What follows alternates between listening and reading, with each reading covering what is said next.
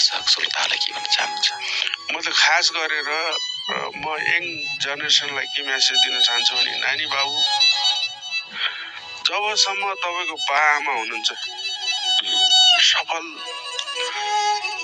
सफल भएर देखाउनुहोस्। बा र आमा पछि सफलता हुनलाई धेरै गाह्रो हुँदो रहेछ जस्तो हामीले भोग्यौँ। र कामलाई सानो र ठुलो कहिले नसम्झिनु,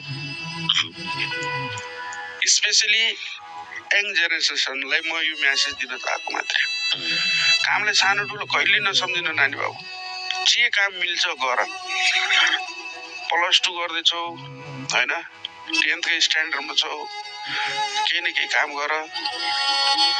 त्यो बा दिनभरि हलो च्यापेर आएको बा, दिनभरि हलो च्यापेर आएको बा हैन, अनि त्यस पछाडि खेतमा दिनभरि चुतुक्क भिजेर काम गरेर आएको बालाई सारा हुन्छ। 2 पैसा कमाउन सिक्यो भने, 2 पैसा कमाउन सिक्यो भने त्यो बालाई सारा हुन्छ।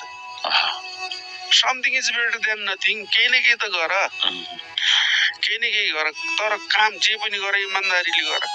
काम न सानो हुन्छ न ठुलो हुन्छ। मेरो अब आफ्नो पर्सनल भोगाइ हो।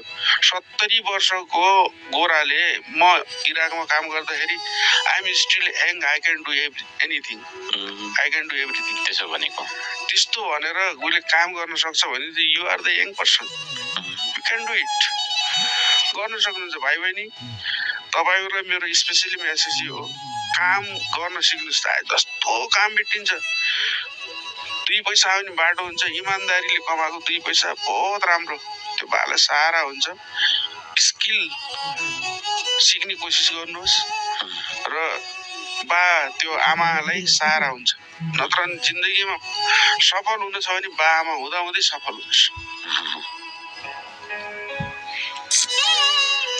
बा आमा खतम भइसकेपछि या उहाँको चाहिँ महाप्रस्थानपछि सफलता हुन धेरै गाह्रो हुन्छ। गाउँलेको हेपाइ भइन्छ, चेपाइमा परिन्छ है, दुनियाँभरको कुरा सुन्न पर्छ, इरिटेसनमा आइन्छ, एकदम चाहिँ डिप्रेसनमा आइन्छ, दुनियाँभरको कुरा हुन्छन्। बा आमा हुँदा हुँदै सफल बन्न सक्नुहोस्। बा आमालाई बहुत सहयोग हुन्छ। मेरो यो मेसेज हस्। हजुर।